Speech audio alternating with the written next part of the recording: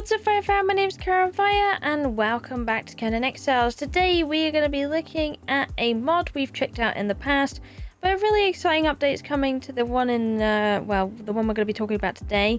So we're going to be looking into that, and this one is known as Endgame Extended Weapon Arsenal, otherwise known as EEWA or EEWA, as I will be referring to it in this video, because it just rolls off the tongue easier for me and personally. But pretty much we're going to be talking about an update coming to this mod. It's really exciting, and we get a little sneaky peek on this one as well, which is going to be nice. I'm going to teach you how to set things up with this, and I'm also going to be just showing you in general a few of the changes going on here, and something really exciting for the end of this video. So definitely stick around. But first we need to have a look at the new item coming, which is Waypoints. Woohoo! This is a really cool new admin thing for people to use in EEWA, and it's going to be pretty much like an obelisk. Now this is an option for you. Let's say you only have this mod on the server, maybe a few more, and you wanted a way to teleport around the map a little easier. Well, you could use this. There's already some place down in the world. You can turn them off if you wanted to. You could turn them all off, or you could turn them off individually. But they're like little waypoints as such, you know, ways to get around the map a little easier. And excuse you, lady. Let's go ahead and check one that already exists on the map. We have this one right here. It's by Mechamosis Spire. I've already discovered a few. I haven't discovered them all personally, but you can see already a few of them are around. At the moment it looks like this. If you find a warp, then it'll appear like this. So pretty much there's a few hidden around, and you can discover them. And when you discover them, you can earn trait point progress and some experience. So if you don't know what trait point progress is, it basically contributes towards this. Adds points in here, so you can put them towards these classes here, or, well, traits. And you can get better at different things, like having more mana, or you know, having lifesteal as such, just for example, you could also have. But that's a really nice feature. When you discover them, you get those kind of things. You find a normal one in the world, let's just say we just found this, and perhaps I want to travel to a different point. And we have a few points on the map. You can see they pop up nicely with none of the other garbage in front of your face, so you don't have to look at all the other things. It's a nice clean map. Let's say I want to travel to the Perilous Valley. All I need to do is click on the icons I have discovered already. So let's click on this one, and there we go. Just simple travel, and you're gonna see recently traveled. I got a 10-second timer of temporary damage protection after traveling. This is something I also really like from these waypoints, that you get that protection, because that's going to really help with people who have lower NPCs and load in a little slower perhaps, or perhaps on some servers, you know, people like to ambush people going through obelisks and stuff. And this is probably going to be the same thing, so it gives them a little bit of a chance to be able to get away from that, or perhaps even prepare for the people on the other side at least, instead of just being, you know, knocked out cold before you even get a chance to fight back. So that's a nice thing with this. Now you might be thinking, well, hold on, Kaya, what is the difference here? Why should I use this over this as such? Now this is a Pippi portal, and this is a EEWA waypoint. What are the differences between the two? Which one should I use? What one's better than the other? And I gotta say, they both have their purposing, and they're both good at different things. However, they both have different ways of working that perhaps could be better than the other, depending on what you want to use it for.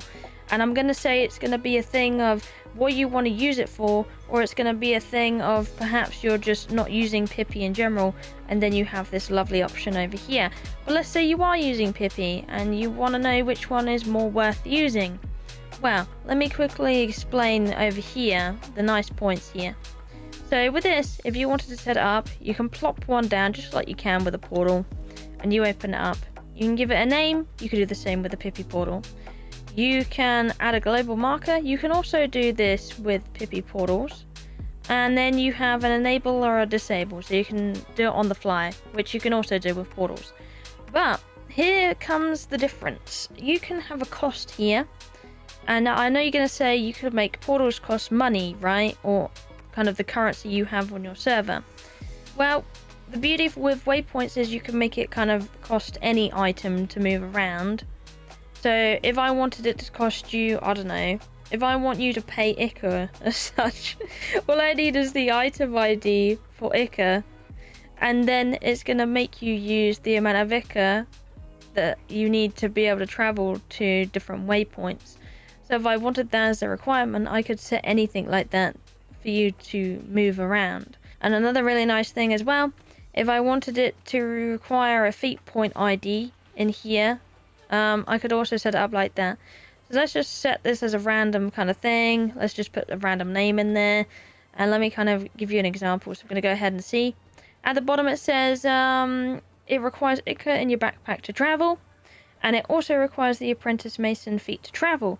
So this could be really nice for setting up certain ones. Let's say I wanted one in the volcano, and I wanted you to only be able to travel via it if you had a certain feat point to be able to use it properly. Let's say I want you to have a level 60 feat point to be able to move around and use that one. Then I can set that up to do so, and that's the kind of beauty of it. So this is a really nice thing here and a really nice feature. So that's something that you can do slightly differently. I know you could potentially set up the same kind of item ID thing with Pippi, or use the mushy script, but this is just really simple, just to set it up like that and have the feat IDs as well in there. It's really, really nice, and you can just plop it down, easy, simple, done. You don't have to worry about anything in between.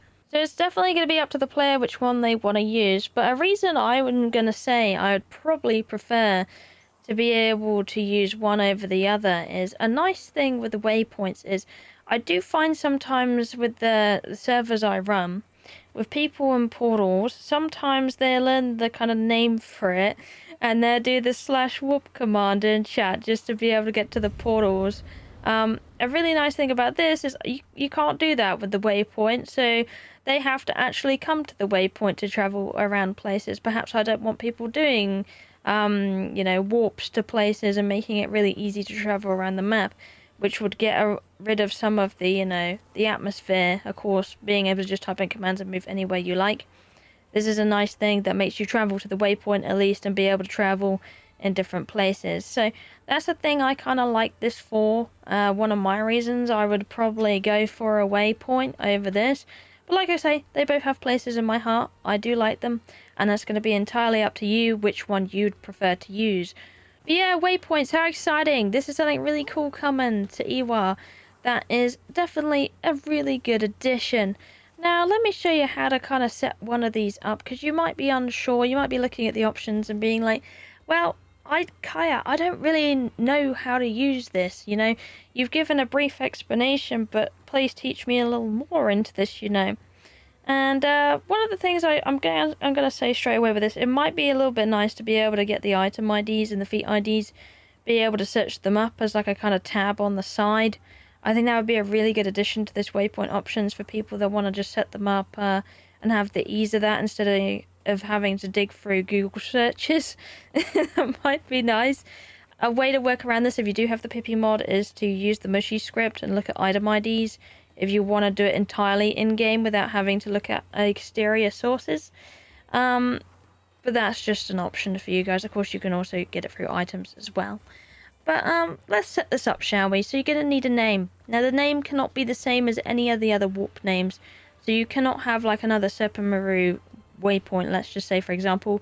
You cannot have another Perilous Valley unless you misspelt it, You've got to have a unique name. So we're just going to put, Kaya's TP in there. The next option is current waypoint has a global marker. So this is going to show if it shows up on the ordinary map or not. So you can make it not appear or make it reappear. I'm going to enable it. Do you want this waypoint enabled? We're going to check it. So we want it checked so people can use it. If you want to disable it anytime, you just need to uncheck it, and there you go. Then you have the cost to use waypoints. Do you want a cost required or an item in that person's backpack to be able to travel via these waypoints? I'm going to say yeah for now to be able to show you these other options. So the required item ID, for this we're just going to need a nice ID that we can use. We can use currency. If you know a modded ID, you can also set it to like a modded currency as well. Say if somebody had a different kind of gold coin and you used a different mod, you could set it to that item ID and make it use that. That's pretty simple. But let's say, you know, I just want an ID. I've searched up the ID, and let's say I want it to kind of check for ambrosia in somebody's inventory. Let's say this waypoint is in a Mitrian priest area. Maybe I want them to use ambrosia to be able to travel. Just for example, I'm just showing you can use anything. You can use coins, you can use soup bowls, you can use arrows if you really wanted to, or meat. And then I've got the ID, and it's got a little picture there, which is also kind of cute. Then you have the next section. This can get a little confusing. So required item amount. If you have it at 0, it will check for this, and as long as you have it in the inventory, you can still travel through with any quantity. But this, if I set it to a certain number, is going to take it out of your inventory as far as I realize. So let's say I want it to check for 10 of these. Of course, it says below, if you have the valid item ID, you can leave the item amount at 0. If you want players to be able to travel as long as they have the item in their backpack, it will not be consumed when traveling. But of course, if you want it to consume, you need to add the item amount. So required item amount is 10. And here comes the more tricky part, the required feat ID. So you can set this to the ID of a feat you want someone to have before being able to travel.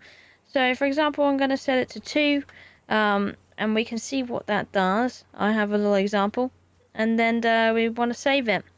So now if you go ahead and look in your waypoint, it should say what you require to be able to travel. It says we require the ambrosia in our backpack to be able to travel, so we're going to need any amount of ambrosia to be able to travel. And then it's also going to require the apprentice mason feat to be able to travel also.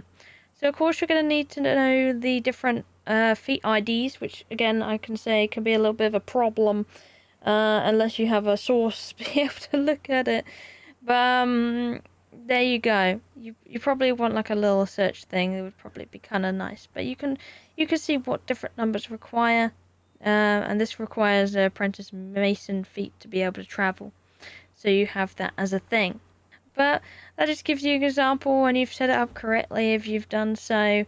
And then you can go ahead and just teleport as long as you have those kind of requirements to be able to do so. So that should work out very well that way. And that's all you need to do. You've set up a waypoint. As easy as that, really. And you can see Kiah's TP is also shown up now on the map, kind of next to our other TP location right there. So you have the different waypoints there. And of course, if I did want to see that on the global map, I could just go ahead and turn that off. So I didn't have to look at the secret one, let's say. You can have secret ones if you really want to set it up that way, which is nice. And like I was saying, if you don't like this feature at all, perhaps you want to use a different feature, I definitely recommend you give it a try. But you can go ahead and go into the EEWA menu, go on the waypoint setting and just turn them off all completely. And then it won't let you use any waypoint on the map, and they've been completely disabled. Well, hopefully that's given you some insight on the waypoints, and I hope you're excited for them as I am. They're going to be something really interesting to have a play around with, that's for sure.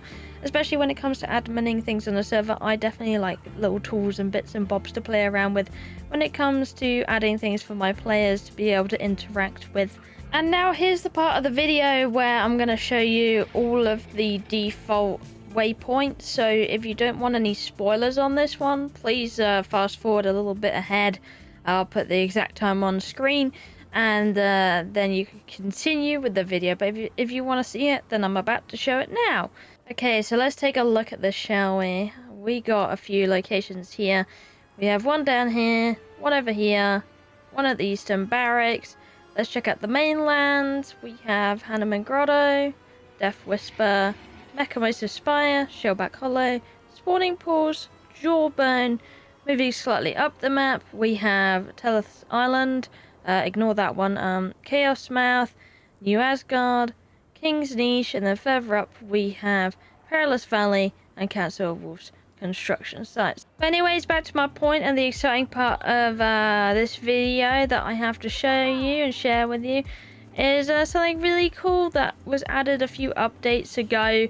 I actually did some voice acting for this mod here, and it goes to one of the vendors in the location I'm going to show you on screen. So you go into the moors, and you can actually go and find me in this mod in a way. Well, my doppelganger kind of thing. You can go and have a chat with her if you'd like. She's very sassy, so you definitely gotta, you know, watch your tongue around her. She's gonna give you some whipping if you be bad.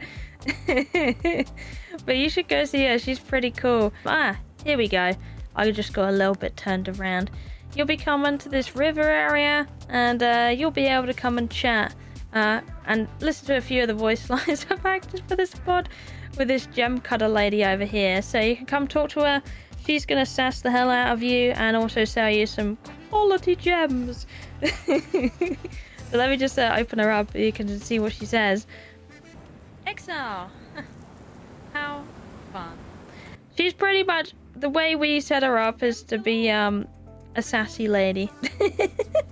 She's gonna sass you. It's gonna be great. You can go and use all the gem systems in here, which is another thing they recently changed in one of the previous updates, was instead of using the old system of being able to put kind of these little buff things in, attributes, like having more bleed damage with every attack, they've made it in the way of gems now, which you can upgrade or buy from this lady or get it from bosses, etc. For scrims and gem shards, that kind of thing. But it's cool. You can go ahead and buy some gems off her or listen to her sass, whatever way you want to do it. But it was really awesome to have the opportunity to do some voice lines for the EEWA mod, so I definitely am very appreciative of that. Very cool. I love it. Definitely go check her out yourself. Good luck or whatever. She's definitely very cool. So there's that as a thing. Very, very cool. So I can go and sass you on Sipter and definitely sass you on the Exiled land as well if you have this mod. But yeah, very cool stuff. I hope you enjoyed today's video anyway and found it informative. Definitely go check the patch notes out for yourself to find the whole list of things coming in. And this video should be published before the update comes out, so you might not see it right then, but it will be in the next update. And if you've already passed that time and the update's already out, then definitely go ahead and go and enjoy those waypoints and go and discover all the really cool things in the in this update. I've been told there's some changes with the daughter of the Devourer in the Perilous Valley, and she's pretty spicy, like. So perhaps you should go check her out, or don't. But anyway, thank you for watching. I love you, and I'll see you in the next one. Bye bye.